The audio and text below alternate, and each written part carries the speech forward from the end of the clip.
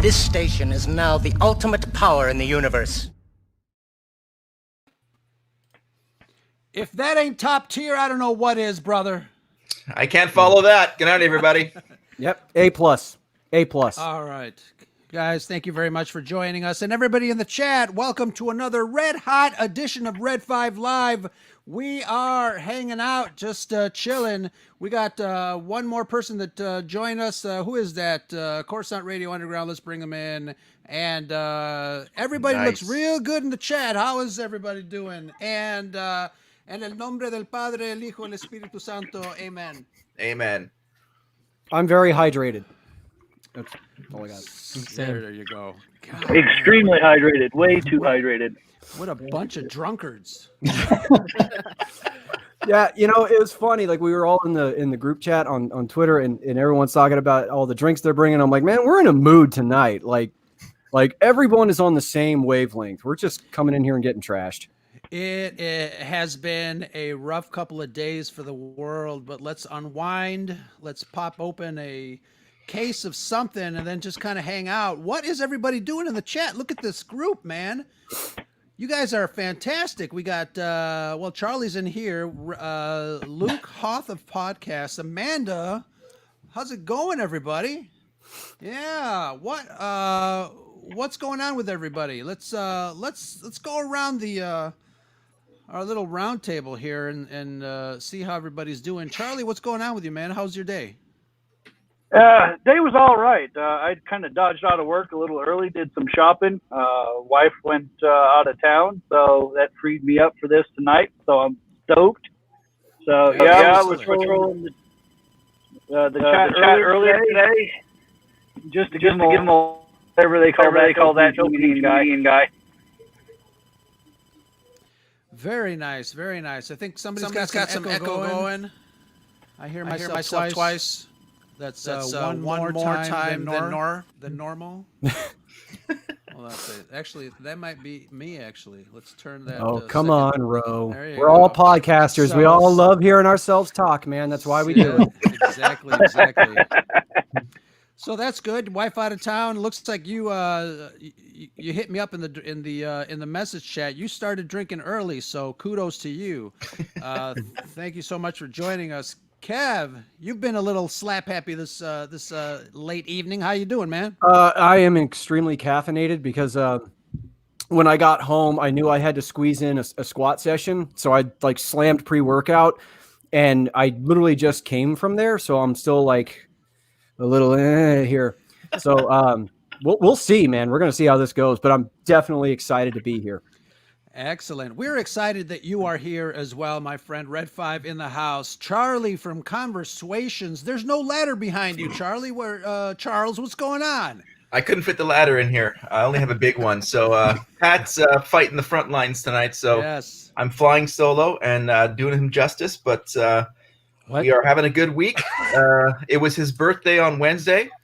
And got some wonderful messages from everyone in here and some likes, so I'll be passing those on tomorrow. He has no idea that's coming, so that'll be a fun thing for him tomorrow. Excellent. We are all having a good time tonight. Then we got Andrew from Coruscant Radio Underground, Captain America himself. I love that shield. How's it going, Andrew? Oh, good. I finished all my work for the week last night, so I got to just do what I wanted to today and spend some time hanging out with the kids, and now I'm here hanging out with you guys. Excellent. With the other kids. The other kids. Absolutely. I never claimed to be an adult. Not at all. So, when I have days off, I don't know what to do with myself. So I can totally relate. For real. Like Charlie, my wife is out of town this weekend too. Nice. And I have no idea how to function in a normal fashion without her directing me. So this is going to be just a weird, wayward weekend, and who knows, man? I'm useless. What a bunch of forced losers. Oh man, well played. Speaking of forced losers, Justice, how's it going, man? It's going good. What you been up to? Got done with work today. My boss and I actually just had an hour and a half conversation about drinking and living life, so that was cool. And then I finished my homework, and now I'm here. So today was actually a really good day. Nice. Nice. I don't even know what day it is, man. What is it? Friday? Schmurz Day. Schmurz Day. Schmurz. It's been Schmurz Day for like a year now. For you. Exactly. It's December 37th. Yeah. And Certainly speaking feels of like it. and speaking of putts, Rob, how's it going? I haven't been golfing in weeks. What are you talking about? Hey, I'm just happy to be here with this fine group of second and third tier podcasts. I think you're being generous. If you're trying to lump my show in the second or third tier, dude, you're like 5 rungs off. Right. It's kind of like Ollie's Twitter follower circle. Like I'm on the outer fringes. I'm the Batu of his friends. So we're kind of in the unknown regions out there. As a group. But I thought it was interesting. Kev said he rushed home and got a squat session in. I've been doing squat for weeks. So Same one. Awesome. Nice. We got another latecomer. We got Trevor Beast, 454. Trevor, There how's we it go. going? There you go. Let's All put right. him over here on this side. Man. Awesome. Trevor, how's it I'm going, just man? here to make sure his bed's made. Yeah. There you go. There you go. It's mostly me. I'll Mostly take that. That's fine. That's fine. So I just want to say thank you guys for joining me. I had a rough week, and being reminded how wonderful you guys are in the Red 5 Network. I know you guys have been busy working on your own thing, and just wanted to say a heartfelt thank you to you guys, but especially our followers, everybody that follows one or all of our podcasts here on the Red 5 Network. I'm really glad that you guys are in the chat. Really, really awesome stuff. We're going to try something. We're just going to hang out, man. One of the things I wanted to ask you guys in the chat, if you guys want us to talk about something specific, we definitely go ahead and put it in the chat, and we'll kind of start the ball rolling. But I wanted to ask our distinguished panel here, what is up with have you guys been reading the new book that came out? Any of the new material that's out? What do you think? I see some nods, I see some head shakes. I finished first, Light of the Jedi. Oh, okay. What'd you think? I thought it was a amazing introduction to a new era of Star Wars. The way that Charles Soule describes things, whether it's the way that Jedi feels the Force, or the destruction of whatever's going on, and the despair, and just the hope that the Jedi bring is just masterfully done. So I've read that one. I haven't gotten to the other 2 yet, but hopefully soon. My target is out of all those. Yeah. I have not gotten around to it yet. I'm still slogging my way through From a Certain Point of View. The Empire one. It's because I can only. I'm busy, so I can't really read books anymore. So I have to listen to them, and I listen to them while I'm at work, but it's only in between my scheduled stops. So it's like little by little I get to tick it off, and I'm this close to finishing From a Certain Point of View, and I really, really want to dive into a lot of the Jedi, just because Charles Soule he's one of those like powerhouse writers. Like no matter what he puts out, it's quality. So I'm stoked. I'm ready to get into it. Yeah, Charles Soule. I loved his the last Darth Vader run on the Marvel Comics was really great. And I did start the audio book of his entry into this new era of Star Wars. Again, because I do a lot of driving, so I just kind of put it on the radio, on the car radio and stuff, and listen to it. But Charles, what about you? Yeah, I was reading Shadowfall actually for the past few weeks, and I mean I loved Alphabet Squadron. It was a fantastic novel. I couldn't stop listening to it. I also do listen to drive while I drive, and that was a fantastic listen. And Shadowfall just didn't do it for me, so I was sort of slogging through that one. And when the New Republic stuff came out, I started that immediately. And I'm not too far into it. I think it's already, the story is fantastic, and the countdown aspects, I don't want to give too much away. I think it's fantastically set up. But a huge shout out to Mark Thompson. I mean, I mean, obviously he's a great, narrator, but this novel literally sounds like an ensemble cast with the variety of voices that he does and the consistency, and it makes it just so much more believable. So that makes the experience of the book like even more better for me. So, but I'm enjoying the story as well. So all around fantastic experience so far. Absolutely, I agree. It does sound like an ensemble cast, and I know people were trying to kind of get an ensemble cast for this, but he does fantastic work. Fantastic work with that. So I'm going to skip Rob because I know what his reading level is, and ask Andrew. My input is even with the audiobook, there's not enough pictures. There's not enough pictures. Just try to stay just stay in the lines, Rob. Just stay in the lines, man. Right.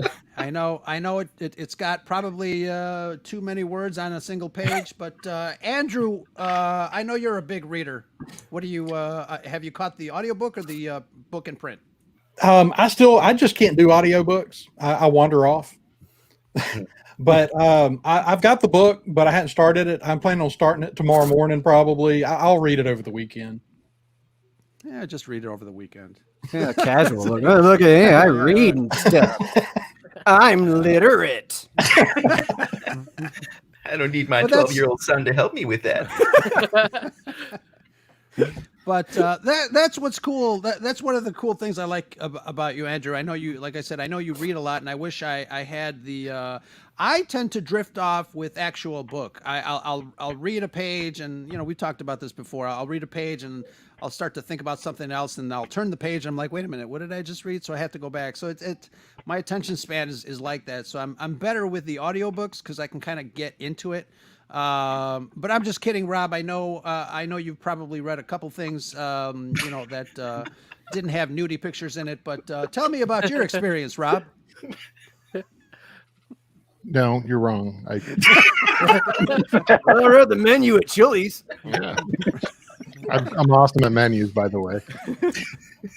Bro, you should totally read the book because then Pete would do it. I'm sorry. I was out of town. I actually have the audiobook. That's going to be my next item in the queue. I'm currently working through Tarkin because that was one of the gaps, and I had a bunch of credits that I had to burn. So looking forward to reading Light of the Jedi or having it read to me, as many of us illiterates enjoy. But yeah, again, I think it's very interesting. I think that, I was talking with Charles a little bit about this earlier in the week, and I know that there's concern amongst the Star Wars community that they may be trying to be a little bit overly PC with some of the covers and things that they've released. But my approach with Star Wars is always I'm happy to go in there with a clear mind, give it a chance. It's all about the story for me. And if everything that they're doing fits within the story, I'll have no problem with it. If I feel like there's some agenda behind it, then that can be distracting. But that would be the case no matter what. I want a good story. And that's what Star Wars has always ultimately been about, is storytelling. So I'm pretty confident that they're going to deliver. It sounds like the early reviews are pretty positive, and I'm looking forward to it. Yeah, absolutely. I agree. I think, having read, I think I'm on chapter 5. I really, there's a great adventure that is being told, a great story of adventure here. And Charles, you said it, that first chapter was like, holy crap. Yeah. Really exciting. I can kind of see it as if it were a film, that first opening scene would have been, mind boggling. So, really glad that they kind of started out strong, and can't wait to listen to the rest of it. But we do have a question. I just want to mention we do have a question in the chat by Luke Hothoff podcast, but we'll get to that right after Justice and Trevor. Justice, you guys, are you reading anything? Are you reading the Light of the Jedi? What's going on? So I actually just Barnes & Noble sucks, and they don't know how to ship things to the right address. So I'm waiting. I actually had to call USPS today and ask them to not ship it to Simpsonville and actually ship it here. But I'm currently reading Quickie Mart. What was that? Sorry, I said you could pick it up at the Quickie Mart. Yep. Better get it before Homer does. I'm actually reading Thrawn, and I'm trying to decide the Treason, and I'm trying to decide if I want to read Light of the Jedi. Charles Soule is one of my favorite writers, so I think I might put down Thrawn just to finish it. But I did pick up the comic book by Kevin Scott, and I got the 3 different covers. And nice. so I haven't had the chance to read it yet, but it's definitely what I'm going to read right after this. Yeah, Charles Soule seems to have, there's a handful of those authors that really have a grasp of Star Wars. I think Charles Soule is one of them. Kevin Scott for sure, Claudia Gray. So looking forward to their intro. I haven't gone to the comic book store here in Andersonville in Chicago, so we'll be heading over there to see. Hopefully, they won't be sold out. But Trevor, what about you? What are you reading? Well, see, that's the thing is I have not picked up Light of the Jedi at all. I will definitely. Well, actually, no. I probably will pick it up. Probably just within a month or so from now. I'm most looking forward to Into the Dark, Claudia Gray's addition to the High Republic, which won't be for another month or so. But I really enjoyed Bloodline that you met, as well as Master and Apprentice. And, I'm looking at my list here of books that I have in my bookshelf right here that I still have yet to read, like Leia, Princess of Alderaan, Rebel Rising, Lost Star, Last Shot, Heir to the Jedi, like a bunch of so I need to pick one and just start reading it and then order, some of these High Republic. Well, definitely Into the Dark, and then, probably Light of the Jedi based on, the reception that I'm getting from you all. Lost Stars. That's where I would start. Yeah, Definitely. Yeah. That book goes hard. That book goes hard. That was probably the first novel of the new era that I read, and what a baptism of fire! That was a really great story, really great book, and it really showed us. I guess it really showed us the original trilogy from a different perspective, and I really love that. That book is the fluffer of the Star Wars, expanded universe, really. Mm-hmm. Exactly. So let's get to that question that we had in the chat. I'll put it up because Justice, you were talking about Thrawn. We have thoughts on those that want Robert Downey Jr. as Thrawn, and of him being in the Star Wars universe in general. I'll let you guys chime in on that, but a while ago I had posted something on Twitter that had something to do with big actors in Star Wars, and obviously when Star Wars first came out, the headliners were Peter Cushing and Alec Guinness, because they were like the biggest stars of the film. Relatively speaking, Mark Hamill, Harrison Ford were still kind of relatively new. And for me, I mean, I didn't know the difference as a 7-year-old, so it really didn't matter. But going forward, like as an adult, as you started to see movies in a different light, for me, I think I would love to have Star Wars be acted by relative unknowns, because it goes a long way, for me anyways, to the advent of the fantasy world of this thing that actually happened a long time ago somewhere far away, instead of it being like a Hollywood movie where you're seeing this big star and it's a film. So that's just kind of like me nitpicking at stuff. I love Robert Downey Jr. in the Marvel films. He's great. He is fantastic. I wouldn't, revolt if he were in a Star Wars, but those are just my thoughts. I think if you bring in somebody like Robert Downey Jr. in a Star Wars, I think the dynamic might start to shift a little bit. But, I guess he'd do okay, but that's just my thoughts. Dude, okay, here's why I don't want to see RDJ in Star Wars, because he is one of those actors that does not play characters. He shows up on set. He is like a quarter of himself. It's just him. He just reads lines in a clever way, and it works, right? He's just him.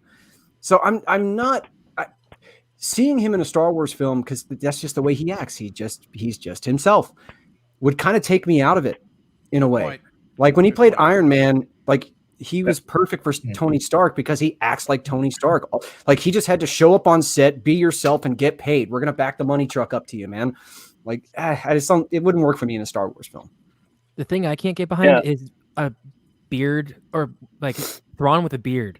Like I can't see like a smooth faced RDJ walking around. I'm sure there is, like, in some film or some picture when he's younger, but like now that's like a staple. You can't take that off of him. And Thrawn's. Yep. Do aliens have beards? I don't know. Yeah, I think he's been a staple in Marvel for so long. He, to recap the line that he says in Iron Man, "I am Iron Man." Yeah. And even in what was it, Due Date, big full comedy with Zach Galifianakis, or if I pronounce that right. That's not Galapagos? Zach Galapagos. Right, yeah. But even in that, I still saw Iron Man, and he was pretty close to clean shaven, if not just a little scruff there. But I still saw Iron Man in that movie, and it was something that was completely opposite. I think he's too much of, like what Kevin was saying, was too typecast, too much of a personality to fit into that role, unless there's a huge transformation, and dare I bring up Tropic Thunder. But unless you go into that far-reaching role in makeup, then I don't see it. I'd rather see Benedict Cumberbatch do it than Robert Downey Jr. Yeah, I mean, I'm a Cumberbitch. I mean, I'm in it. Like that, you can cast that you got guy. that right, buddy. You got that right, buddy. Yeah, That's Cumber Bad Batch, I'd have you know. I'm just saying, you can cast him in anything, and I will be there. Like that dude just. Like maybe it's like I was tainted with Sherlock early on because he just killed that. But that guy just knows how to occupy a role. So I mean, you want to give him a role in any Star Wars? Yes, I'm in. I mean, make an entire movie where he just acts out everybody. Yeah. You got my money. Yep. Anybody else comments on RDJ as Thrawn before we get to the next question? Yeah, sure. I'll go Trevor. ahead and see. Yeah, here's the thing: is that like aside from the MCU, where Robert Downey Jr. plays Tony Stark, the only other movie I've seen from him is Kiss Kiss Bang Bang, directed by Shane Black, who also went on to direct Iron Man 3. But so I don't really know if I can. I don't really know. I honestly should be watching more Robert Downey Jr. movies that isn't MCU related, so I can actually get a bigger feel for the actor, his acting prowess. But I'm also thinking, is there any chance that Lars Mikkelsen could play Thrawn, given that he provided the voice in Rebels? I mean, among Robert Downey Jr., Benedict Cumberbatch, or Lars Mikkelsen, I'd be fine with any of those three. But I'm just floating that idea as a possibility of if there's any chance that Mads Mikkelsen's brother could step into that role. I mean, they brought Katie Sackhoff in to be a Mandalorian. Sure. But play Bo-Katan. Totally. I'm gonna give Kathleen Kennedy a call and offer that suggestion to you. I'll be right. You guys talk about yourselves. If only we had that kind of influence. Benedict Cumberbatch is a perfect suggestion, though, because I've always said that Thrawn is basically equal parts Ricardo Montalban, Sherlock Holmes, and Sun Tzu. So you kind of get all of those from Benedict Cumberbatch. He can pull that all off. So I think that would be really interesting. I know that Ricardo Montalban obviously played the original Khan, so we've got Benedict Cumberbatch taking that role on, taking on the Sherlock role, and it's not hard to see him being some sort of master military tactician as well. Very good point, because a lot of people rag on Into Darkness, and it's not entirely unwarranted. Yeah. But Benedict Cumberbatch is not one of the reasons to rag on that film. Like, he killed that. Yeah. So that would actually, man, that would be Thrawn. That's basically Star Trek's Thrawn. Yeah. Nice. And they both rhyme. That's right. All right, next question. We have birthday girl Amanda later on this month. She wants to know what you all are getting her for her birthday. So Amanda's a subpar birthday is later podcast. So she wants to know what you guys recommend for her as a birthday purchase. And that's a very open-ended question. Obviously, we talked a little bit about that, I think, online, Amanda. But it really depends. You know, there's obviously a lot of things out there, but what is it that you like? I think some folks were recommending some book titles. I think I answered your Twitter post a while ago, and I said you got to get a lightsaber of some sort. It all depends on cost. There's plenty out there, you know, in retail and the secondary markets for you to choose from. But if you're still in the chat, let us know what kind of items you like, and we can kind of steer you this way. But guys, if it were your birthday. And price range, right? But if it were your birthday, what would you guys want? A Quest 2, so I can play the Oculus, and then I can play that Darth Vader Immortal. Taking notes here, by the way. Yeah. I mean, I'm not going to get you anything because, I mean, no. But Texas. I'm definitely going to take notes. I would say, from my perspective, if Amanda's a fan of Star Wars, I would assume she is. There's nothing like having a figure or maybe a drawing of your favorite character, whether it's a cheap one. There's such a large range of costs and price ranges you can get in there, from a little 3 3/4 inch action figure, or a drawing of your favorite character, and to have that to display somewhere. That was for me was a fun way to start. You mean like a print from Jar of Comics? There you go. There you go. There you go. Mm-hmm. There you go. And I think she has very one. Nice. Yeah, very nice and reasonably priced. Is she one of the holders of the Battle of Hoth? Yes, I think she is. Definitely. But yeah, you're right. I mean, I think a mini bust would be really cool. You can find a couple of Star Wars artists and have them commission one of your favorite characters. I had this other artist, Eli. I forgot his last name, but he had drawn me and my family as the Rebels crew. So I was cool. I was Kanan, and a lot more handsome, though, of course. Naturally. And alive. And blind. Oh God, Rob, that hurt my heart, man. Spoiler, gosh. But I think we lost Charlie, but he says in the chat an Inferno Squad helmet. I mean, any helmet that is reasonably priced, I think, is really great. I've got a couple of Stormtroopers and a Bounty Hunter, Boba Fett, helmet. I think you can't really lose. And like I said, Amanda, if you're still in the chat, let us know what type of things you like, and then we'll kind of steer you in that direction. Right. And I think all of us adult men on this distinguished panel agree that the correct course of action is to buy toys. Yeah. Yes. Right. Lightsaber is not a toy. It is if you use it right. It is if you use it right. Wow. I mean, so that's something I would buy a lightsaber. I would, because I went to a con here in San Antonio with Brad, and one of those companies that makes them was there, and they had all of their wares out there, and I was like, I wanted to buy one, and I kept looking to Brad to talk me out of it because I should not be spending that kind of money. And as a testament to just how awful an influence he is, he kept trying to encourage me to do it. And to this day, I regret not giving into his peer pressure. And you should have. I should have. Here's a full screen of Charlie and his helmet. I don't know what he's doing. I think he dropped his drink. The Imperial Bob Trooper. We're trying to model the helmet. Very nice. Very nice. 15 ways I could have taken that in a real bad direction, and I'm glad I didn't. Hooray for self-control. I set you up, and you failed miserably. I did. Because I'm not in my venue, so I'm trying to figure out okay, where's the line here? How do I cross this thing, or do I keep? Dude, you're on a live stream with me. The line is back there somewhere. The line was erased when it went live.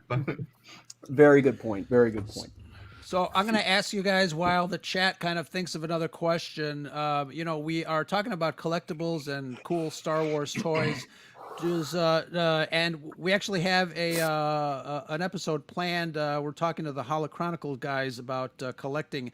But Nice. is there a collectible that you guys have that has a very specific or personal story that you guys want to quickly chat about? Anything that you guys have that means a lot to you? And I know last time I talked to Andy and Josh over at Holochronicles, they asked a really great question. They said, if your house was on fire, what collectible would you run to go get? Bypassing obviously your family.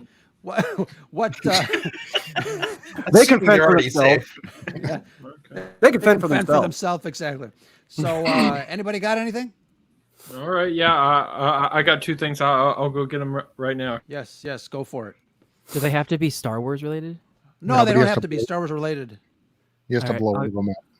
Oh, that makes my decision a whole lot rougher. I can man. go grab mine too, really quick. Yeah, go for it. Yeah. Go for it. So, I told the story of an AT-AT that is really close to my heart.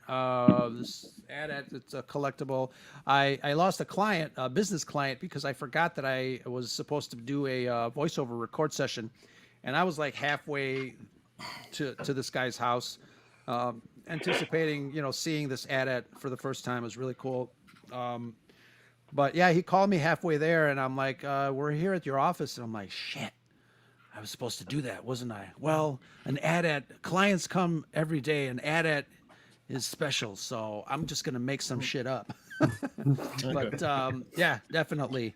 All right, so Trevor, what do you got? Yes. All right. So this one I got at Star Wars Celebration. Like it's definitely a very prized possession. Which The Star Wars Ahsoka. Celebration?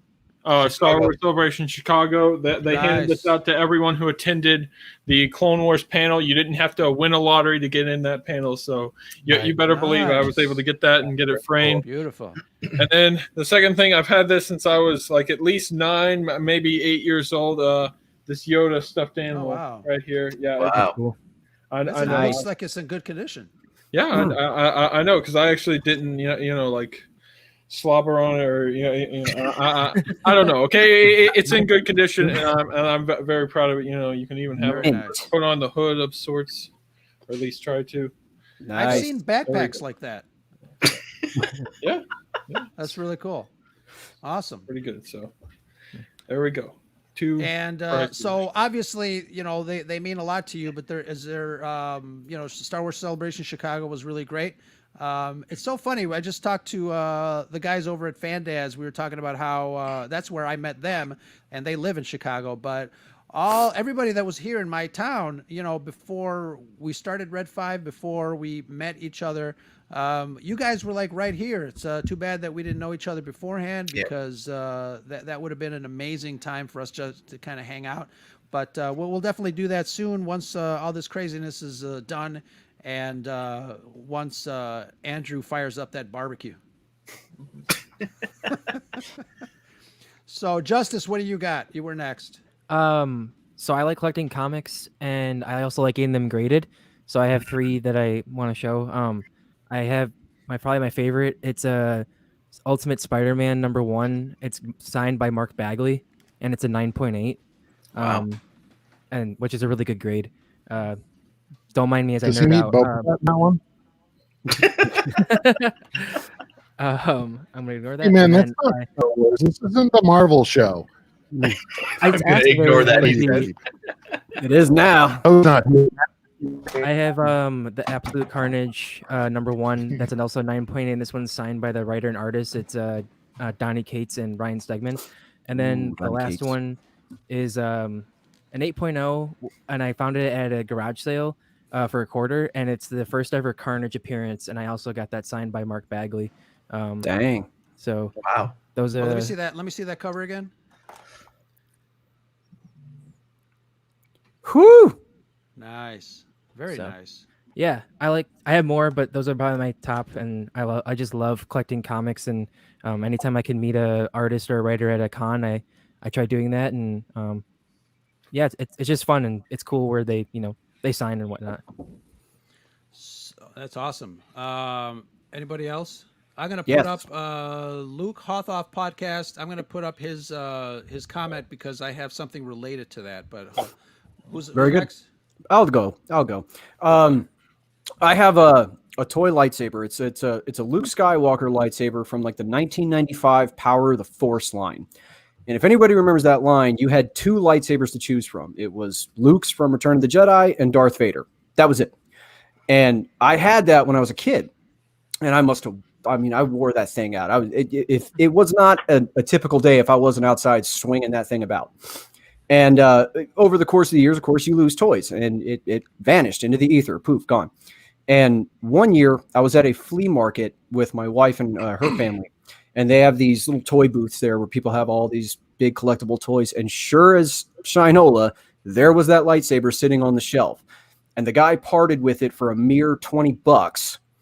And now I've got that in my house. Now that is probably the one that has the most sentimental value. However, over Christmas, my wife, who usually only gets you a gift that is practical in nature, it is one that you'll like, but it has a purpose. She will never buy me toys, ever. But this year, she got me fooled. All month of December, she was telling me, you're going to love your gifts. They're practical. You're going to love them. Christmas morning, I opened up this gift, and it's the friggin' Dragon Dagger from Power Rangers, the Green Ranger's Dragon Dagger. I mean, I'm a 90s kid, so Power Rangers is like a religion to me. Hell yeah.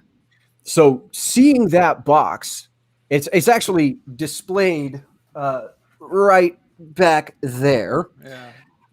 That thing is a toss-up between what do I save in a fire, the lightsaber or the Dragon Dagger. Both are useful. Cut through things with the lightsaber, summon the Dragon Zord with the dagger. I mean, both are useful. So it's kind of a toss-up, man. Yeah, definitely. You made me Really feel cool old, stuff. Kevin. I've got liver damage that's older than you are. Yeah. I mean, you can't blame me for that, Rob. Okay, I assume you have mirrors, right? Well, I do. And I actually have a backup 3D printed liver thanks to Charles. Wave of the future. True story. True Right. story. And it has sponsor logos too. What a time to be It alive. does. There you go. Yeah. All right. Who else? I mean, this is a pretty simple one, but this is a piece that Oh, very nice. I really Nice. love, and I got to.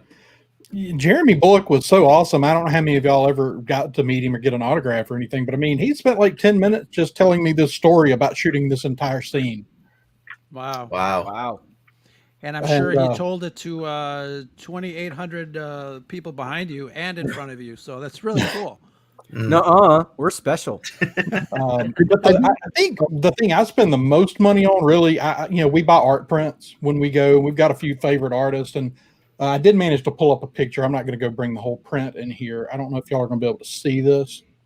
Yeah. That's cool. Oh, very nice. Pretty. And we've got several from them that are just beautiful prints. And Who's the artist on that? that is Brent Woodside. And then his wife also does work with him. We have Very this nice. one, which is Very a beautiful nice. print. And then other than that, as far as not non-Star Wars stuff, my shield back here is one of my favorite items. Wow. Is it that's heavy? Really cool. It is. Nice. It's got the big metal buckles and leather straps on the back, and I mean it's Nice. a I mean, cool deal. If you're gonna go all in, man. Like I mean, like when I did my Halloween costume this year, Old Man Logan, I could have purchased plastic claws and it would have been perfectly serviceable. But no, I bought metal claws because it had to be accurate. Because if you're gonna go all in, man. Absolutely. That's the cool thing about cosplay. Obviously, you can do whatever and just feel good and just have a good time. But there's something special about, we talk about the 501st all the time, but there's something special about really, making heads turn. Yep. With some of that stuff. I've got I want to bring this up. I've got a signed Yoda Funko Pop from Tom Kane, who did the Oh, yeah. that's cool. animated Yoda man. from Clone Wars. Very He also did Clone Wars announcer. He did Master Yoda and a number of the other animated series as well. And he just had a stroke back in November. and is in the process of trying to recover his speech. So, for a guy that has been the voice of iconic Star Wars characters, including Admiral Akbar for a while, that is a huge setback for someone who is literally the voice of Star Wars in so many ways. And then the other thing I wanted to throw out there was this awesome custom Apple Watch band that I had made by a guy who loves doing these things, very Boba Fett themed. So that's just kind of a unique item that I was given for my birthday a couple of years ago, and one of those things that not a lot of people have. Nice. That's very Very nice. cool. Yeah. Very nice. Charlie, what you Yeah. got? Well, if I had to save anything, and as you said, 501st, my Inferno Squad gear. It's something that I've wanted to do ever since. It was a dream of mine when I had cancer, because I had people that would come by and try to lift spirits and whatnot. And if I could ever do something like that to help somebody else, that'd be amazing. And then when I heard about the 501st, I'm like, oh, that's something I definitely have to do. But, as life gets in the way, and then I realized how much that stuff costs and the time that it takes to make it, I was finally able to get my first suit done this year. So in the Inferno Squad suit, I just ordered a Sand Trooper as well. And I've ordered the helmet for my Scarif Trooper as well. So Nice. those would be my things that I have to have with me. Nice. Very nice. Very nice. Can't wait to see the Shore Trooper. Obviously, very close to my heart, or half of the Scarif Scuttlebutt podcast. So, looking forward to that. So I put a everybody got a turn, right? We got everybody. Yeah. So I put that. No. Oh wait, we didn't. Oh, we yeah, didn't get Chuck. Charles. We didn't get Oh my Charles. god. Oh my god. Speak up, Charles. Does anyone know Charles. character talks? Man, Charles what a- makes his own fun. Now we all got a drink. But yeah, well, I have some collectibles, but I'd rather speak to Luke Hoth of Off Podcast's question about the actors from Star Wars we've met. Shout out to my boy Luke. So I'm wearing a T-shirt. Just funny enough, this is probably can see it here. It's actually from Celebration 2017 in Orlando, and Pat and I went for here. Let me do a little show here. For those of you who don't know, Pat is his wife. And there's Celebration Orlando right there, and we went there and we went for Saturday only, and we met Mark Hamill there. And Pat, of course, who being the cosplay master, had prepared a Rey cosplay for his daughter. And for the photo op that we ordered with Mark, she brought his lightsaber and handed it to him as we went into the signing area. And Mark completely lost it and was very gracious and felt like he spent a few extra minutes with us as fans, and really made it special, not just for us, but also for Pat's daughter, which is a fantastic memory. Very nice. Very nice. I like that. Brings Nice. a tear to my heart. Or my eye. I don't know. What tears? Your heart?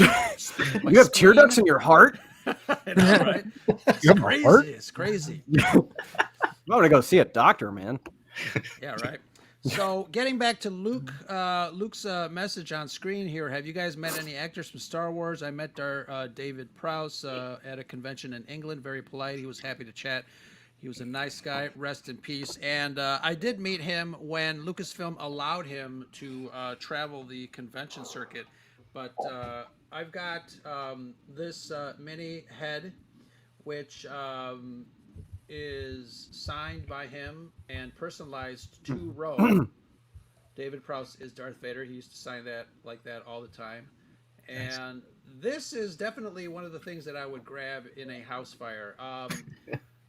I think it was one of the one of the sci-fi conventions, not specifically to Star Wars, but it was a sci-fi convention that he and Jeremy Bullock was here in Chicago, in the Chicago area, and I bought this Darth Vader helmet and I brought it to the convention center and I had him sign it, and I was talking to him. I had this in a yellow Blockbuster bag, plastic bag, along with comics and other things, and I set it down in front of the in front of the booth as I was talking to him. We talked for about 10 minutes. He was really cool. I shook his hand and I walked away. 10-15 minutes later, I realized, holy shit, where's my bag? I had left it there, and I'm like running. I'm like panicking. I'm running, you know, I don't know, 5-10 people had already approached him and gone away. And I look and I cut in front of the line. The bag was still there. I grabbed the bag and my stuff was still there. And somebody definitely was watching over me and the bag, because if I lost that, I don't know what I would do, because, you know, he was a really great guy when I was talking to him. He was gracious enough to talk to me for a few minutes. And, you know, like I said, really gracious guy. I know of his safety campaign in England as Green Cross Man, which, you know, we talked about that in a previous episode when the news came that Mr. Prowse had passed away. But, you know, we mentioned the fact that he did say that one of his most memorable roles in his acting career was not Darth Vader. It was the Green Cross Man. And that really kind of touched me. I think the ability to kind of serve others and the work that he did in England is a great legacy to be part of. So I agree, Luke. May you rest in peace, Mr. Prowse. You have left a legacy for all Star Wars fans on this earth, and we are definitely in so much gratitude for that. So kudos. He liked that job more than Vader because he didn't get fired for leaking spoilers. I hope you saved that Blockbuster bag, Ro, because that's also a collectible. Yeah, That's right? Yeah. Yeah. Oh man, I miss Blockbuster. There's one left. Be kind, rewind. Like, of all the cool trends that keep coming back because, you know, young kids discover old things, why can't we have Blockbuster back? Like, I would sell my left foot to step into a Blockbuster again on a Friday night. Yeah.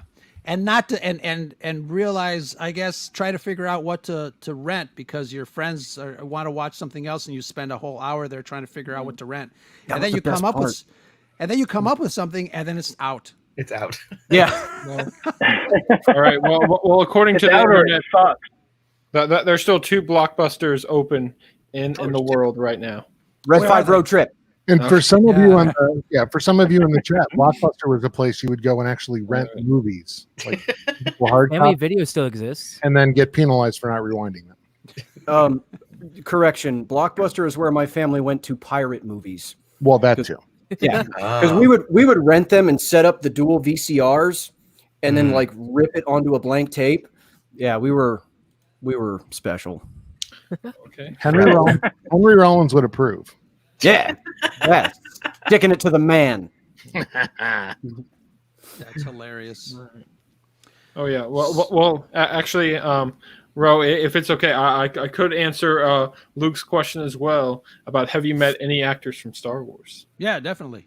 All right, because I have met 2 actors from Star Wars. Nice.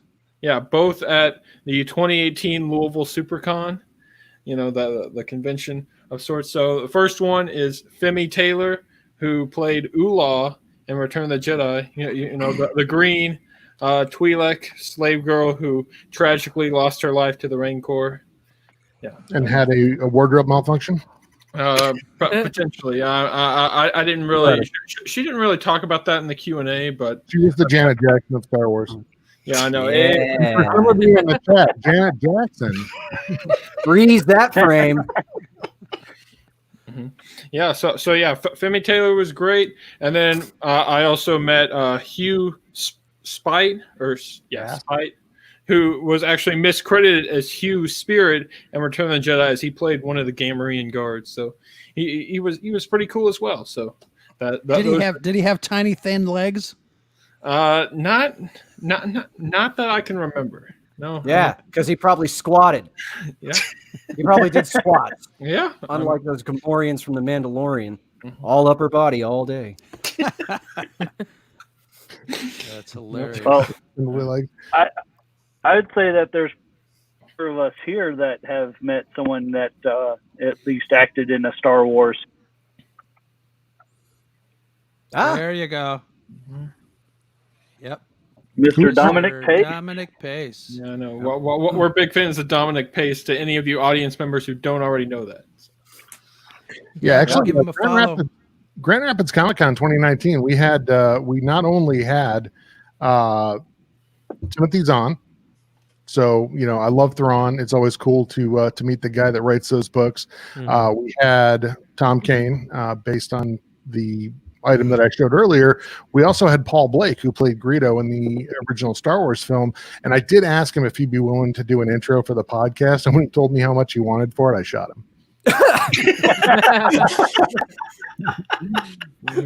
Oh man! Rob shot first. You know that you have the mask on in the movie, right? Nobody knows who you are. But They Charles, can't catch a break. you guys have somebody that do a little intro in conversations, don't you? Yes, we do. We have several people who do some intros, and James Arnold Taylor was at Tampa Bay Comic-Con last summer in 2018, actually. And Pat didn't know I was getting that recording, and I got him to do ours, and he recorded a whole bunch of little different pieces. And there wasn't a huge line for him, but first of all, he's very approachable, very personable, and I gave him our business card. He goes, "Oh, cool, Star Wars podcast." I'm sure he's had thousands of these things, but he started going with conversations. Okay, cool. I like that name. That's a cool name. He took my phone and was sort of walking around his table and just repeating lines as himself, wow, as Obi-Wan, as Plo Koon, and just doing a whole bunch of different sets of lines, which was fantastic. And I didn't have one worry at all for my phone because wasn't many people there, but I just let him go. And his handler was like looking at me like, "Wow, you're getting a little bit extra, aren't you there, buddy?" I said, I'm just standing there holding my arms like, "Yep, I'll wait till he's done." Very nice. That's cool. Nice. Yeah, I have not had the pleasure of meeting any of the actors in Star Wars myself. Like mostly because I get weird when I meet people of dubious note, so I just tend to avoid that situation altogether. I think socially awkward. A skosh. Like I met Zach Wilde one time at Ozfest in 2004, and I turned into like a blabbering mess more so than I am here. And I like blank. I don't remember anything I said to him at all. So ever since then, I kind of like avoid meeting people. I think the closest I got to any Star Wars actors was a panel, a 40th anniversary panel at Alamo City Comic-Con here, in which Ian McDermott was there, and Peter Mayhew, I think, was there as well. Carrie Fisher was supposed to be there, but she had passed away. But that was really cool, getting to hear Peter Mayhew and Ian McDermott kind of talk their stories, and that was interesting. I think the closest I've ever gotten to a person of dubious note is I bumped into Frank Miller at a con once. Wow. Like physically bumped into him. I was not paying attention. I was looking down at a comic I had bought, and I like shoulder checked him because I had wandered. I had like listed lazily into his entourage and just shoulder checked the guy. And then I looked around and like I see this like tiny bald dude wearing a fedora, and I'm like, "That's Frank Miller. He touched my shoulder. I'm never showering again." So that's what I smelled. Yeah, I have not showered since. That's really cool. I had a similar experience with Todd McFarlane, like that. Ooh.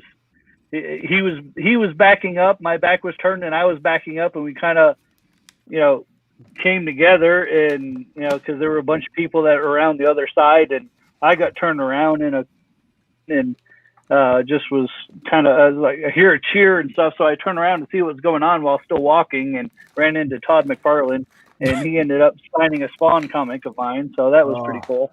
Man, I grew up on Spawn. That's so cool.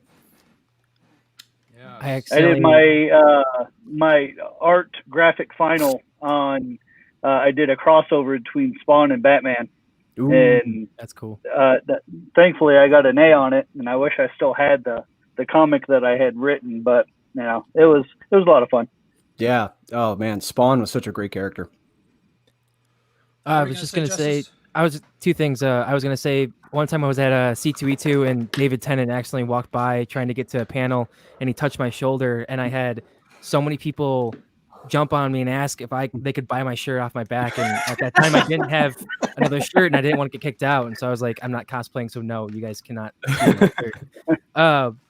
But then the Pod Wars has had a chance to talk to Mark Anthony Austin, who played Boba Fett in the special edition, and he's got some really cool stories because he also worked for ILM back in the day, so he's got like both sides of it, being in the film and then also working on the film.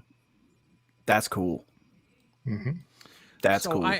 I also I was looking for something, so my mic was going a little low, but I also have kind of a weird Star Wars celebrity story, two of them. So again, I can't remember what I took my son to a Star Wars convention, and we waited in line for about almost an hour to see Carrie Fisher, and they had set up like a little tent for you to go in, meet her, do a signing, whatever, shake her hand.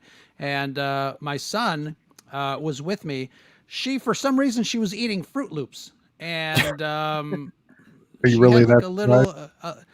She had a little wine glass filled with Fruit Loops, and she offered my son a Fruit Loop, and he took the Fruit Loop. I was going to I was like giving him the evil eye, because I didn't want him to put it in his mouth. I wanted to save it and put it in a little baggie and say, Carrie Fisher touched this Fruit Loop. But he looked at Carrie and said, "Oh, thank you." It popped in his mouth, and I'm like, "Oh, okay.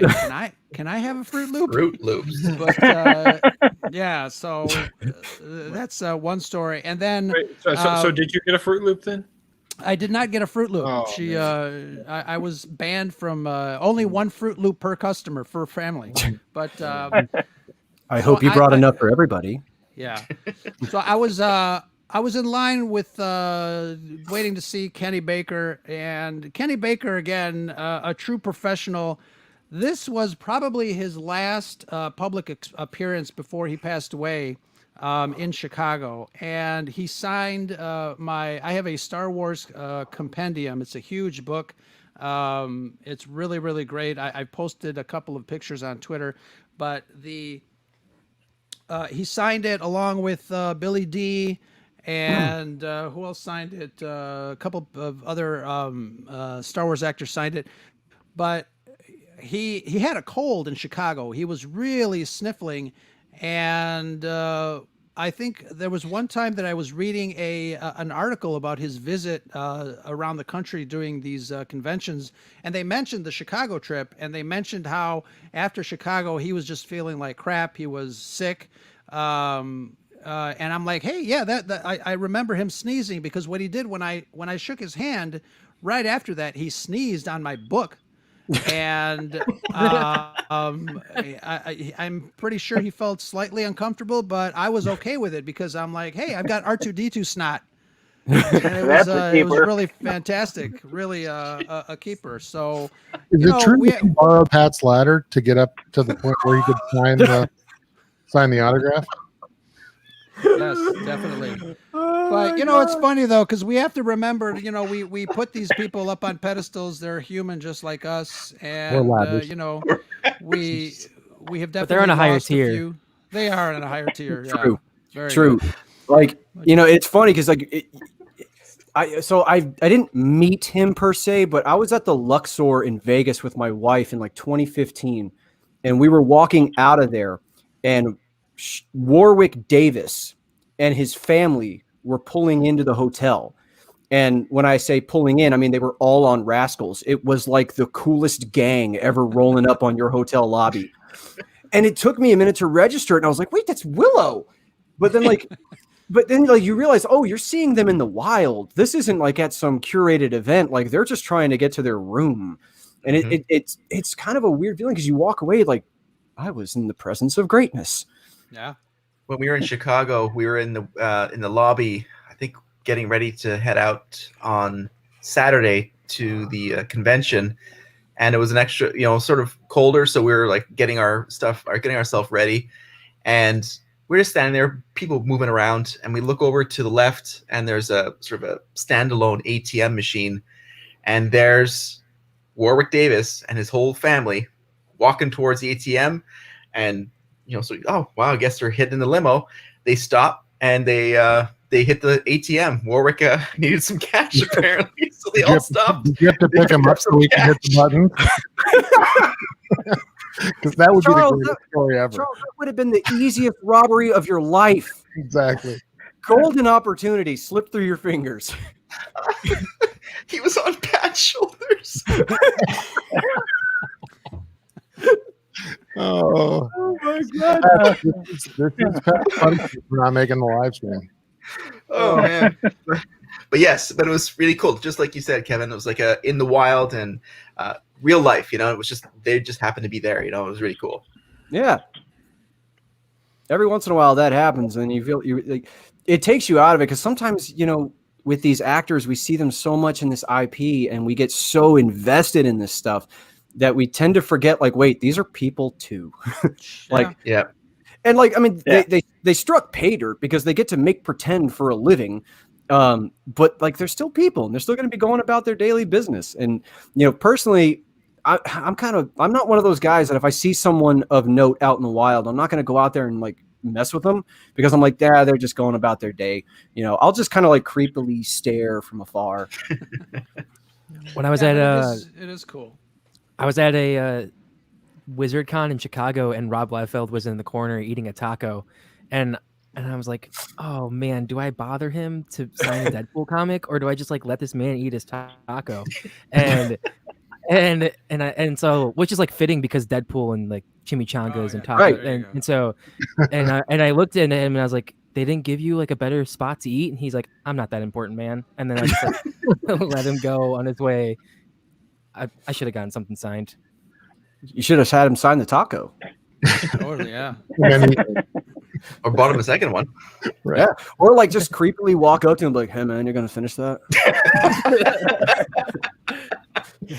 Yeah, the backstory on the signed Yoda figure from Comic-Con in Grand Rapids in 2019 was that I had actually gone up to Tom Kane to ask him if he would be willing to record a podcast intro for Jedi Temple Archives podcast, because I had succeeded in getting Taylor Gray, who plays the voice of Ezra Bridger in Star Wars Rebels, and then also Vanessa Marshall to do intros for the podcast. So I was trying to build up a library, and he's like, well, I can't do it here because he's a voice actor, he takes the quality of his audio very seriously, but he goes, here's my email address, send me an email, I will do it once I get, I'm in the process of moving, but once I get off the road, once I get moved, I'd be happy to do it. I'll do it in my home studio. It's going to be top quality. And I said, well, if you're going to do that, then I feel like I at least need to purchase one of your items so that you're getting something out of this arrangement as well, which is why I bought that signed Yoda bobblehead, the Funko Pop. But and then I came back the next day. I was actually covering it for the podcast and brought my son with me, and we were walking around, and I saw him over there, and I took him over to introduce him, and he's like, who's this? And I said, it's Tom Kane. He does the voice of Grandmaster Yoda. He looks at me, he's 12 years old, 11 at the time. He looks at me like, yeah, right. And Tom starts going into the voice, right? He does the Star Wars announcer. He does Grandmaster Yoda. And my son just looks at me like, oh my God. That's a professional level flex right there. Oh yeah, kid. That's the guy right there. So he was pretty impressed by that. But unfortunately, the only thing that I ended up getting sent to me from Tom Kane was around early May. I think it was May 5th. I'm looking at the email right now. Yeah, it was May 5th.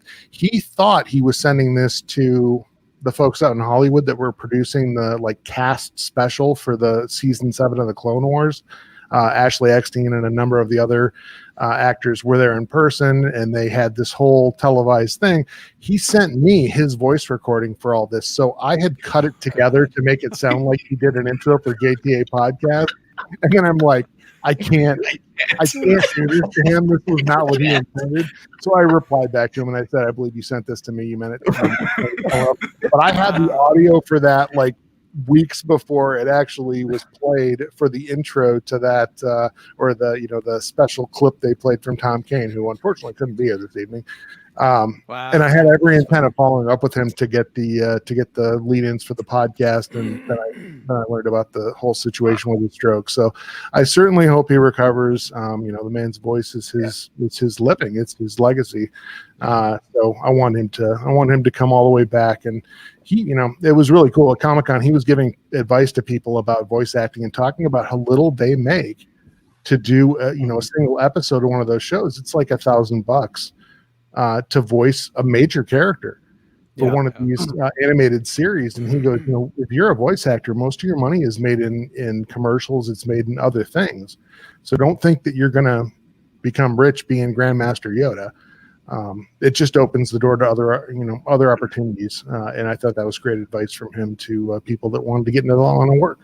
Yeah, absolutely. Wow, that's a cool story. It's almost like you didn't use that. You didn't take advantage of the fact that he sent you pre-production stuff. I actually have it cut together. I have the thing cut together that I was going to play at the start of the podcast, and I'm like, I can't do this. It's like you had like Kylo Ren on one side of you saying, do it. On the other side, you had Niku saying, don't do it. You can go to hell with the Niku thing. No, that's a deep cut right there. Niku is the best character ever. What are you talking about? That's a child's flex. Like, I'm not gonna get some atypical Star Wars good guy. No. We're going Niku here. No, it's something that has all the letters of cut plus one extra. Oh man. Oh, Andrew, I see a whole bunch of books on your shelf back there. Are there any books that you have on there that you have not read? Maybe 2 or 3. Yeah. This is one of very distinguished gentlemen. This is one of 6 shelves in the house. Damn. And Marisha and I both got rid of at least a shelf's worth of stuff when we got married. So consolidating. But you kept all the Star Wars stuff, right? Yeah. I did. Where did the stuff go that you got rid of? Where did it go? Yeah. You burned it. Most of the stuff that we got rid of was just older books that nobody would have really cared that much about. So we donated them somewhere. I don't even remember where. I only buy books to put on my bookshelf to make me appear smart. They're all hollow. Yeah, pretty much. I think the last challenging book I read was Guns, Germs, and Steel by Jared Diamond. That was probably the last challenging one that I actually read. I'm going to go on a limb and say that most of your literary pursuits are Henry Rollins spoken word. Pretty much. Think about it, man. For a 13-year-old, Black Coffee Blues was like, yeah, that's my soundtrack. This is me, man. I've seen him multiple times in person. So nice. Yeah, and you look at me and you wouldn't think that, but no, man. Mine. I've got a good friend. We would.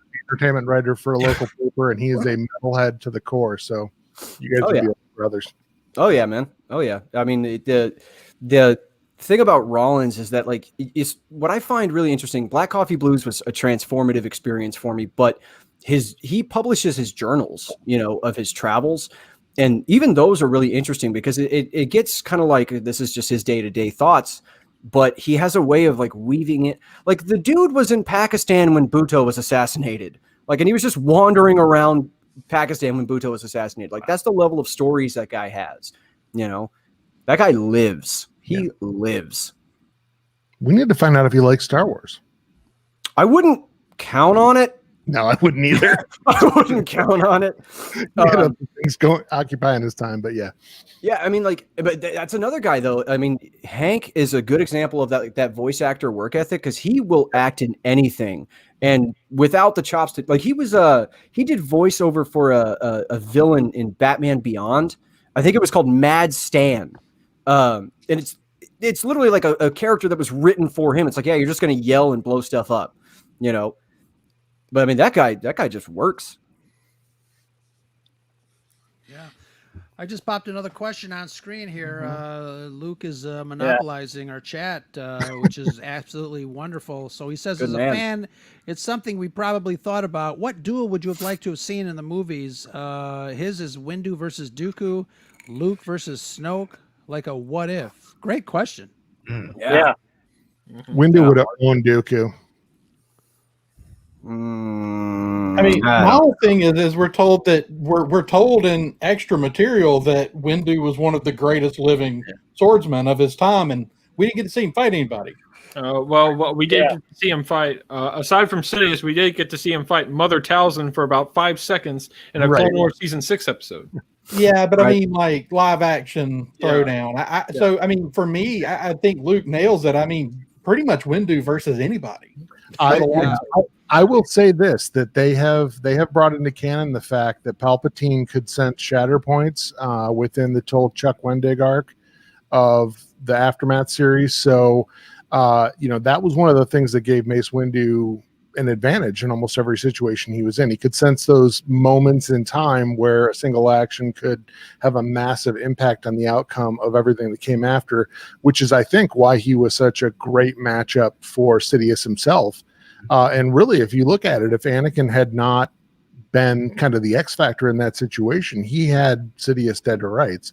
I know there's people that say that Sidious was in control of the situation the whole time and he could, whatever. I don't agree with that, because I think that certainly Mace Windu was the one that created that feedback arc with the Force lightning and caused Sidious to take on all that damage that we see in him, moving forward. And it's really what they leveraged in the Rise of Skywalker with Rey and the double lightsabers to basically feed his own energy back into him, which was the only way that you could potentially defeat him. It was, of all the issues that you may have with the Rise of Skywalker, I think the way that Palpatine gets defeated is the thing that is most true to the story, because she defeats him as a Jedi, not using the Force for offense, but using it for defense and letting Palpatine essentially destroy himself. He created a Force feedback loop that he could not break, that caused him the more power he pulled into himself to essentially blow himself to atoms. So I like that aspect of it. I don't know that the sequel trilogy as a whole turned out the way they had hoped it would. But I don't know if we're gonna get that wiped out. They're gonna go a different direction, or if they're just gonna focus on a different timeline, which is, I think, what they're gonna do, which is what we're doing with the High Republic. I would agree with you at the Windu Sidious fight. I think on Sidious's end, I think that was one of those, like, we're gonna roll the dice moments. You know what I mean? Yeah. Because it was one of those things. It's like those no risk, no reward situations. Like, Sidious had a plan and his plan was moving along, but this was the point that he had to roll the dice. Either he was going to stall Windu long enough for Anakin to jump in, or he was going to eat it that day. So I always saw Windu as just dominating Sidious. So I had to pick a what if. I would have loved to have seen an Anakin after he turned versus Ahsoka. I think that would have been an interesting battle between the one lightsaber versus two, the dynamics of the two characters. And that's something that I don't think we really got to see. And man, that would be a great battle. Are you talking prior to his reincarnation as Darth Vader? Yes. Yeah. Like, if we could get the Anakin that fought Obi-Wan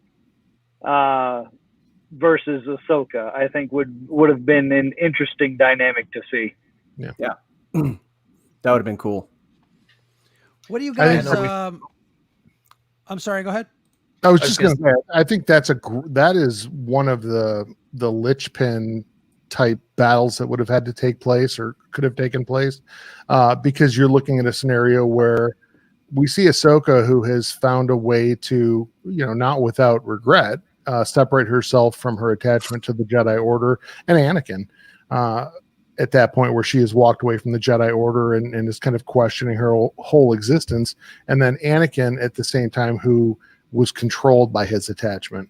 And I'm not going to get into the holy trinity of connections to Anakin, with his mother and Padme and Ahsoka.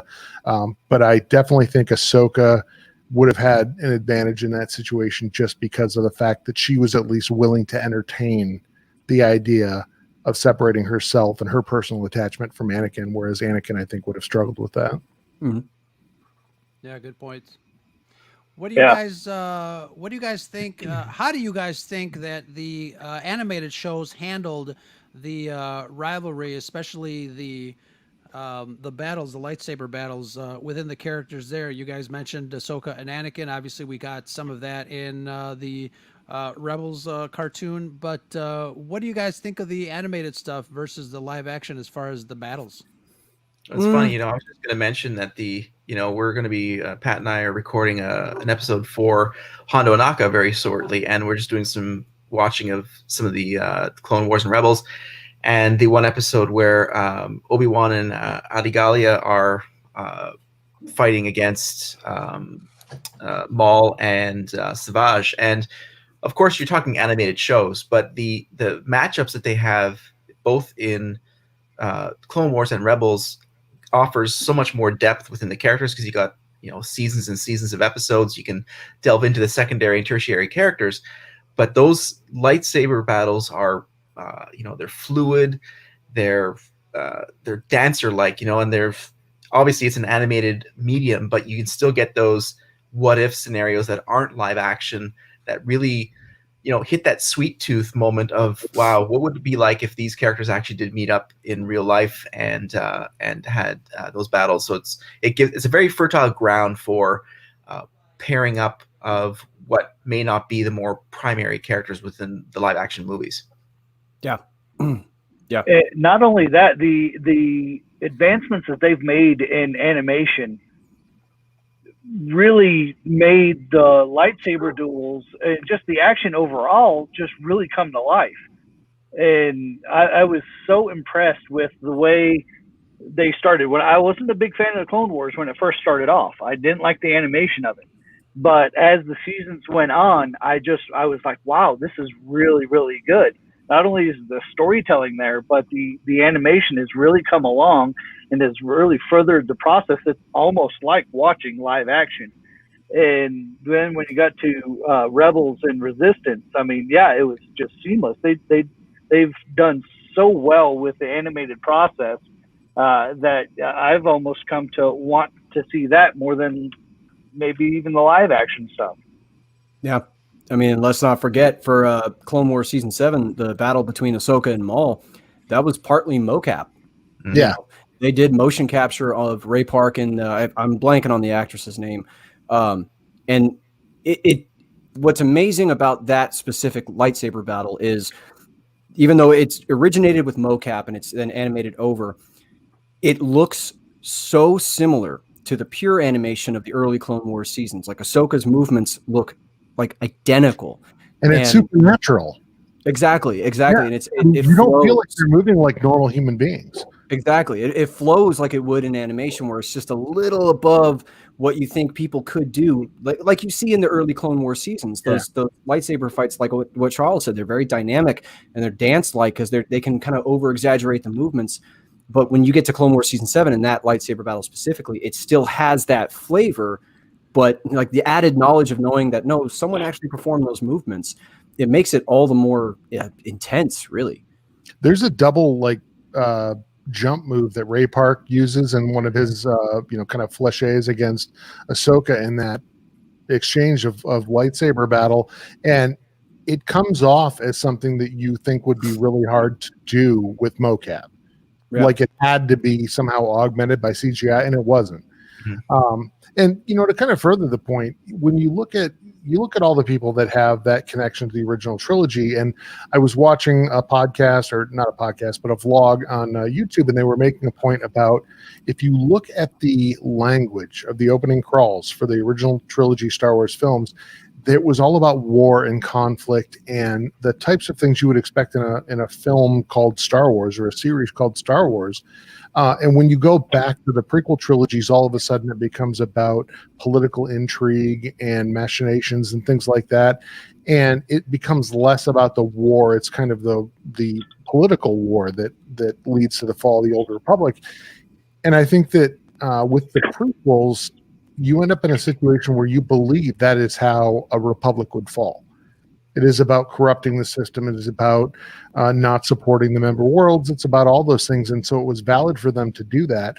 But what the Clone Wars provides is, A, the context for why the underlying battles had such an impact on that. And then, some of the action to keep that interesting, as well as to develop these characters. If you stop at the end of Clone Wars or Attack of the Clones and you go to Revenge of the Sith, there is such a marked change in the major characters that it is impossible to make that leap without the context of the Clone Wars, which is why I think watching the Clone Wars, and especially things like Rebels leading up to the original trilogy and Rogue One, to understand the process where all these things occurred and where these characters developed into what they are, it's so important. And I can't credit Dave Filoni enough for having the vision to build out that aspect of Star Wars and really make it this kind of full-fleshed, logical progression of these characters. And it increases the validity of all the stories, even the original trilogy films. Yeah. Yeah, Very that's true. one of the things. One of the things that I find is really great is how we're talking about an animated series, but the barring the animation and all that stuff, it's really amazing to see the quality of storytelling, the emotion that goes along with it, and obviously the musical score, the visuals. But we're talking about, again, we're adult men talking about this animated series. But it goes a long way to show you that it's the stories that we're really vested in, and these stories are great. These stories are fantastic. The characters that have been created, from the get-go with George Lucas and all the way through to the Clone Wars and all the stuff that Dave Filoni is doing or had done for that series is just a really marvelous thing, and I love that. Yeah, I mean, well, it's everything they did in those series that is why Dave Filoni is so central to Star Wars storytelling now. Like, that's what got him involved with Jon Favreau. That's what gave us Favroni. Is that what it's called?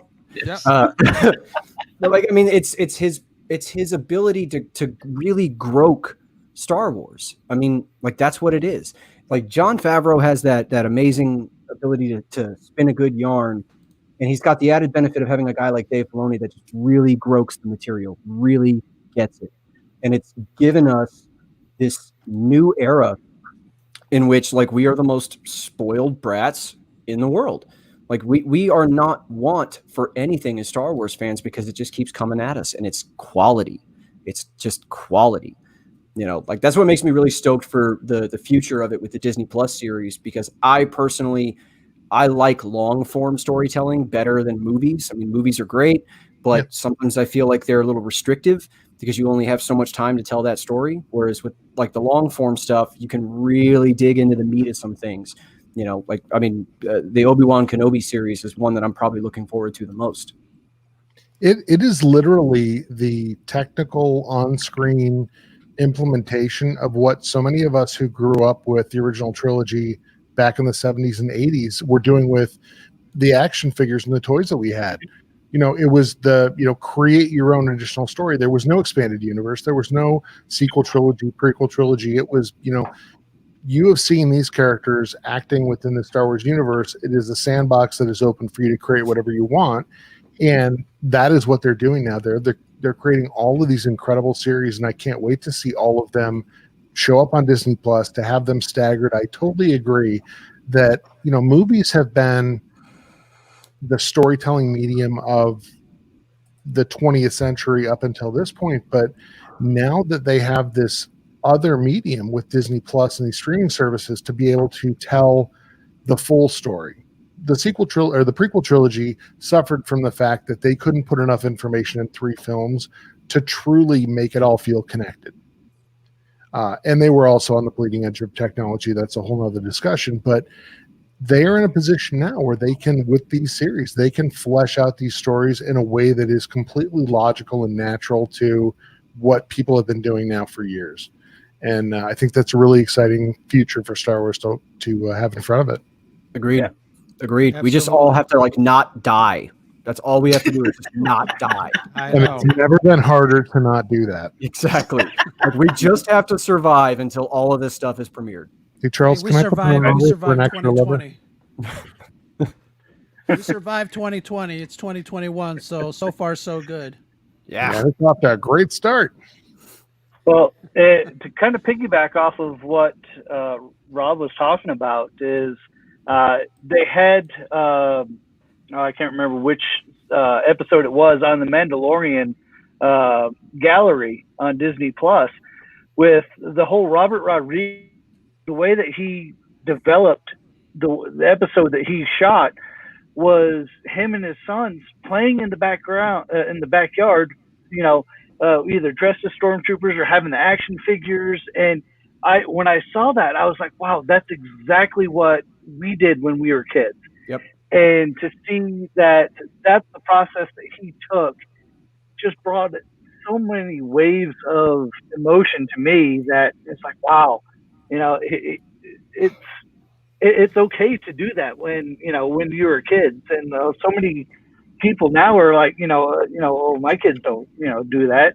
Go outside and play with a stick and, pretend it's a lightsaber or do something now. And now they schedule play dates and things like that. Just let the kids go have fun and use their imagination. And who knows, I'm the next director of the future Star Wars series. Who knows? But yeah, it was amazing to see that happen in the way that he approached that dynamic of directing an episode, is to go outside in the yard and have some fun. Just real quick to piggyback off that, because I think Charlie's onto a great idea there, that when you look at the fact that we have Michael Giacchino, who created the soundtrack for Rogue One. Up until now, Star Wars has been about John Williams creating this soundtrack of what is essentially a 40-plus year section of our lives, and it's impossible to think about Star Wars without John Williams being involved. But if you actually delve into some of the stories behind the creation of the Rogue One soundtrack, and Michael Giacchino, and the fact that he has been listening to John Williams since he was a child, and you look at some of these other people who are developing the soundtracks for the games, Battlefront 2, the other Star Wars games, Dark Forces, etc. They are all essentially the Padawans of John Williams, right? So that soundtrack is in their DNA, and they know how to talk Star Wars through music. So when you listen to Michael Giacchino, especially with his score on Rogue One, it's nice to know that John Williams, who I don't ever want to think about him being gone, but the reality of it is at some point he will. And there are a number of people who grew up being inspired by his music, and that is, again, it's the hidden language of Star Wars. It tells you, it informs you what you're supposed to be feeling. Kevin Kiner with Star Wars Rebels, and all of the people who create this incredible soundtrack that goes behind this the Star Wars content that they put on the big screen. And it's nice to know that even when John Williams is gone and has passed into the Force, that we have people who are going to pick up that lightsaber and move that on into the future. Yeah. There was an episode of I think of Rebels that Kevin Kiner did, and I think it's the episode, and maybe Trevor can help me out. It was an episode where they went back to the planet of I'm going to narrow it down. The big guy's name. Of Garazeb. Aurelius. Yeah. They went back to his planet, and there was just Lestat? a shot. There was the Lestat. So they went back there. There was a sequence there when the ship was approaching the planet, and they had to go through kind of like a maelstrom, a cloud, a spatial cloud. But that music was incredibly beautiful, and I'm like, holy crap, this is like a kid's TV animated show. And that music was just so majestic. And that's when I realized, Rob, you were talking about how we don't want John Williams to not be part of our lives and still be around forever. But at that point, I'm like, wow, I think Star Wars is in good hands when it comes to music authoring. And you guys mentioned in the chat, When has become now an amazing piece of music from Rogue One. Absolutely, I think we just have to not die. Yeah. You got to understand, Michael Giacchino created the soundtrack for Rogue One, which I think, as much as the visual aspects of that film grounds it in the original trilogy timeline because of the music. It is not John Williams' music, but there are enough tie-ins to make you feel like you are living in that OT era. He created that soundtrack in 4.5 weeks. Yeah, it's a rebel approach to sound. He was brought in at the last minute, and the only reason he was able to accomplish that is because he had been planning on that or thinking about that his entire life. That was that impactful on him as a child, and that it really speaks to you about the social implications or the permeation, I guess, of Star Wars in our pop culture. It is about the fact that these people grew up with this just like we did. Yep. And it is as much a part of their life and their daily thought process as it is for us. So, kudos to him there. If you ever want to go back, I mean, Rebel Force Radio had done Star Wars Oxygen, and they cut off right as they were kind of getting into the Rogue One soundtrack due to a number of reasons. And we won't get into that here, but David W. Collins is now doing his own show called The Soundtrack Show. I'm sure he'll get to it at some point. He's already done the full OT, breaking down all the things that he talked about there. But go and look up Star Wars Oxygen. Go and listen to his breakdown of the beginning of Rogue One, and you find out all of these little Easter eggs that Michael Giacchino planted in there that are callbacks to things that John Williams did. The taking on of the mission of the Rebel plans. The same music is playing in the background when Jyn Erso and Cassian basically get those plans from the Data Vault archive on Scarif podcast. Shameless call out. But that same tone is playing in the background when Luke and Obi-Wan are watching the message from Princess Leia in his hut. And so that is the level of thought that goes into the development of music in Star Wars, and it cannot be underrated or underconsidered. Agreed. I think that there's something to say about I think there's a link between the quality of the things we're getting now, the quality of these series, the quality of these movies, and I think there's a link between that and the fact that the people making this stuff are fans. They grew up with this stuff. And put yourself in Dave Filoni's shoes. I mean, I hate to keep harping on Dave Filoni, but put yourself in his shoes. Like, oh yeah, you're going to meet with George Lucas about a job, and then find out you get it. And now you are part of the most exclusive sandbox that you could possibly imagine, something you grew up with. If you had action figures or toys, you were those characters. And if if you were a real hardcore fan, I mean, I think all of us here probably have done this. How many of us have created our own characters and our own stories and our own thing? Like we've all been there. We've all been there. And that's the thing. Like, I mean, granted, we're not fortunate enough to be filmmakers, but I mean, people just like us that are in that industry are now getting to play in that sandbox. And, you get to see the quality of that. That's why everything hits just as hard as it does. Yeah. If you haven't checked out conversations.com, they have recreations with Black Series figures of scenes from the Star Wars films. That is the degree that these nerds, all kudos, go to in order to, express their appreciation for Star Wars. And everyone here does that in their own way, right? Everyone here is creating a podcast or some content where they talk about things. And whether you have been listening and thinking about Star Wars your entire life, every person brings their own unique perspective, I guess. And someone can say something, and I've been involved with Star Wars since I was 4 years old. And someone can say something and I go, oh, I never considered that. It's this onion that has these layers, and every time you peel back one, you fall further down the rabbit hole. Agreed. Yeah, absolutely. I was the same way. When I started the podcast, it was just it's like, yeah, I have some, opinions. I have some different thoughts, and I kept getting encouragement that, hey, why don't you have your own podcast and get your own views out there? And I was really scared to death to do it. But with the encouragement of all of you guys, I went for it. And man, you talk about playing in a sandbox.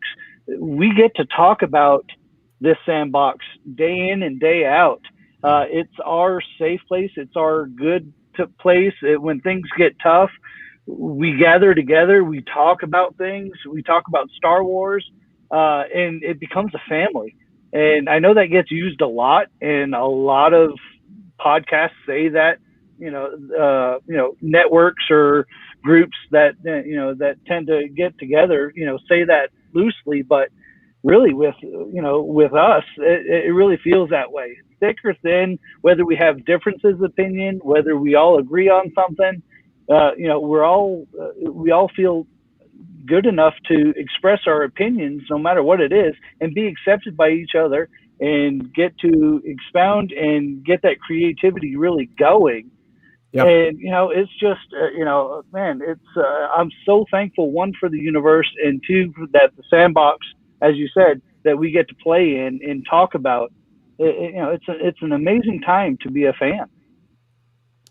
Absolutely. And I think, you hit it right on the head there. And it's obviously one of the biggest reasons that Brad and I had this wonderful idea to bring together the greatest Star Wars and geek podcast on the planet under the roof of the Red 5 Network, which is what everybody is listening to. Guys in the chat, if you have not kind of visited the website, red5network.com, go ahead and do it. I encourage you to find a podcast of your liking and interact with us, because we're just a big bunch of chatterboxes. We love to talk to you guys. It's exciting to interact with all of you guys, and it's just an amazing group.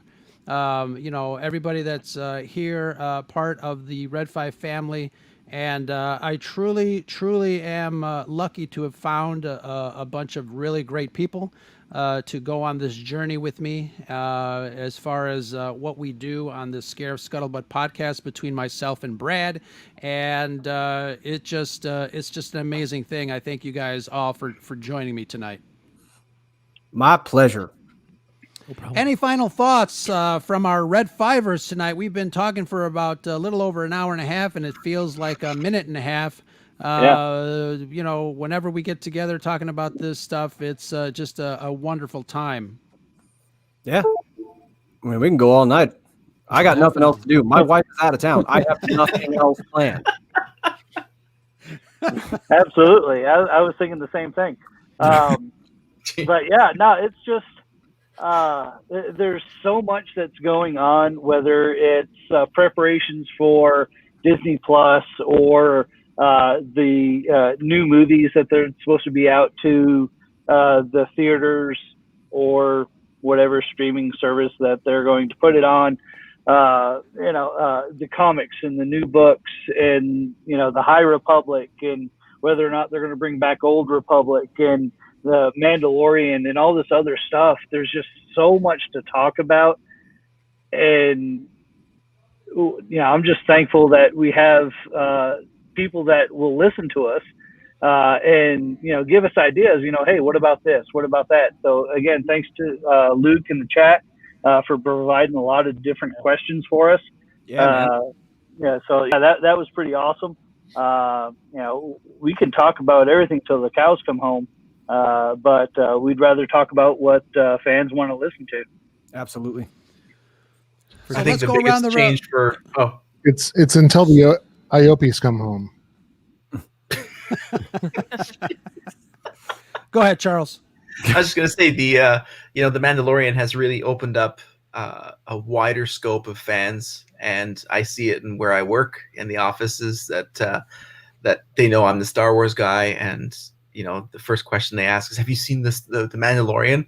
Yeah, I've seen it. It's pretty good. It's pretty good, and the expansive network of storylines, and Andrew could probably speak to this too, as well as the EU, where they're pulling in these small little tidbits of stories and elements that we don't necessarily know about, and weaving into the story, yet still making it an approachable and accessible story, brings in more fans. And to have someone who I didn't even know enjoyed Star Wars walk up to me and ask, "Is The Mandalorian Boba Fett or is it not?" And then I said, "Well, have you seen season 2? No, not yet. I'm going to do that this weekend. Let's talk Monday." And then they come back and the eyes are beyond, big. And we talk about a lore for about maybe 10, 15 minutes. That's the magic that Star Wars gives. And, there's not a better bunch of people that I'd love to be part of. Both Pat and I, speaking with the Red 5 Network, and all the wonderful people and the fans and people who are in the chat, and all of them who follow us. It's a great experience to be able to share that excitement together. Excellent. Let's go around the table and find out where people can find you besides Red 5 Network. I know everybody's got their own show, but let's tell the folks how to find you. Let's start with Charlie. All right. So I have 2 shows that I'm actually on. I have Star Wars Through the Ages, which is my own personal show. And I'm also on Rogue One Radio with Steve Long, another Red 5 associate. And that one is weekly. So you can check us out there. Red 4 Charlie is my Twitter. If you have any questions or want to reach out, you can get me there. Excellent. I totally forgot that you were on there with Steve. I think I caught last week you guys had the My Favorite Family, the Coruscant Radio Underground folks. You guys were talking to them, so that was really great. And next in line, we got Trevor. When's your podcast coming? Yeah, exactly. So, I mean, aside from the Sentry Mode on Scare Podcast, I don't have an official podcast of my own. That's, I mean, I guess you could say in the works, but I mean, I wouldn't expect anything for at least a few months down the road. But I do have a fantastic Sporkle page, Sporkle for all the trivia quizzes. As I'm curator of Star Wars subcategory. I mean, we don't need to get in the whole spiel, but point is you can find me there, sporkle.com/user/TrevorBeast454, where, a lot of trivia quizzes are to be had. And then I'm also on Twitter at TrevorBeast454. And I mean, I'm very excited for the upcoming Red 5 trivia event, fingers crossed that can happen and that'll be ran smoothly. We totally that's gonna be fun. We totally appreciate you, Trevor, and you can also find him at wellmadebed@gmail.com. yeah, that's okay. Yeah. And Love you, Charles.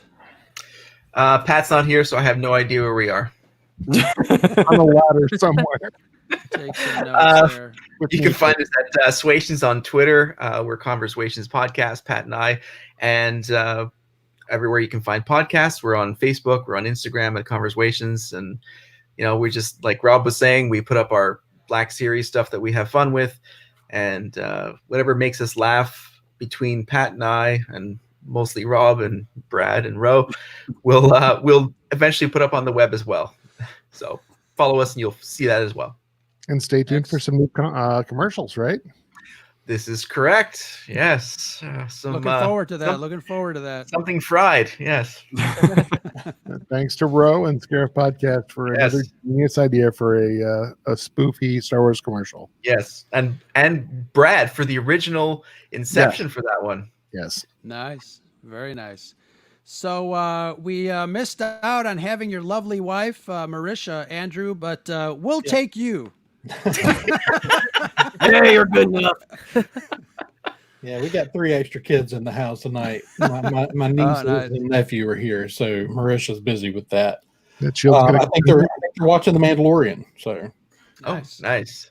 We got to catch the cousins up. But you can find, we have 2 podcasts as well. You can find Coruscant Radio Underground or the Science Fictionary Podcast pretty much anywhere you listen to podcasts. You can find us on Twitter at crew_podcast, at CRU_podcast. And you can check out our website at thesciencefictionary.com. Awesome. Very nice. Hold on a second. I'm doing something naughty here, so Oh God. think I messed. Home build? And the pants are off. Wow. Looks on you guys. I haven't been wearing pants this whole time. And I'm really glad you mentioned that, because if you go to manscaped.com, for all of us who really like to take care of our nether regions, manscaped.com, they are a sponsor of us, of the Scarif Scuttlebutt podcast. Head on over to that website, check out some of the really great items there, and put in our code. And I know Brad loves to say this all the time. For some reason, he loves to say beach balls. Nice. Put in beach balls and get 20% off a wonderful product that keeps your netherly area clean. So I know you dirty beasts out there need to clean up. So make sure that you take advantage of that offer there. And Just bro, I would like to say bro. that the only reason why I mentioned this right now is that on my Facebook page today, I got my first streaming Manscaped ad, and I took a screen capture in your honor because that's nice. too close to home. Yep. Send the newly minted Imperial Manbush Troopers strapping together by using the code Beachballs. You're not going to see any bushed stormtroopers on Scarif. They all have the smoothest scuttle balls you've ever seen. There you go. I like that. I'm going to use that. You should. You're welcome. I definitely.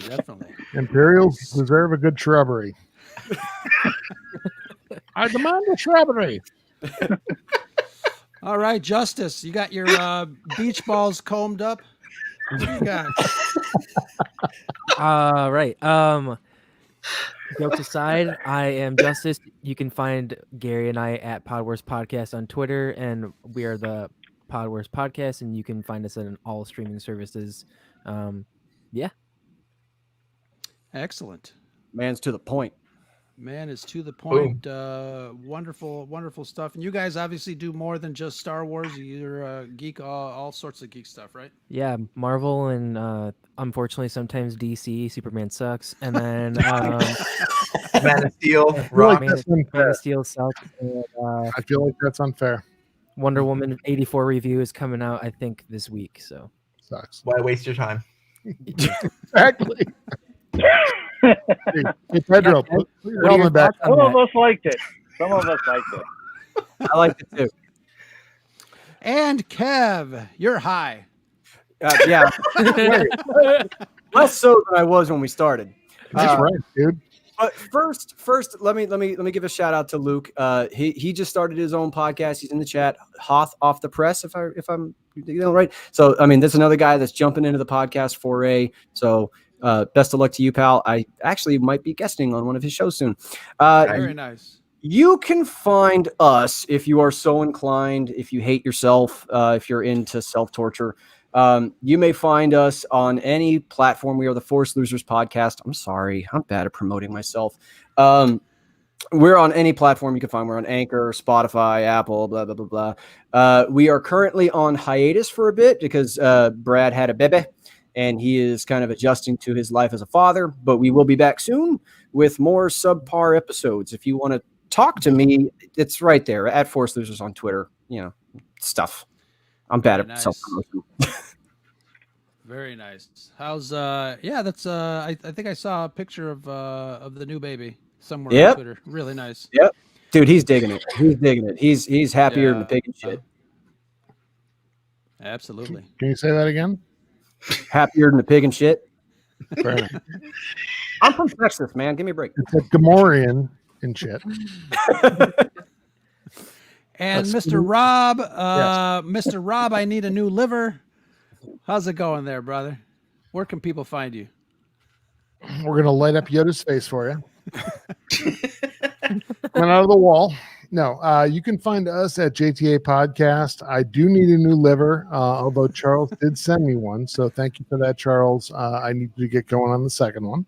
And I think it bears noting that the Red 5 family is exactly what we had all hoped it would be. It is a shelter in the storm that has been 2020 and 2021.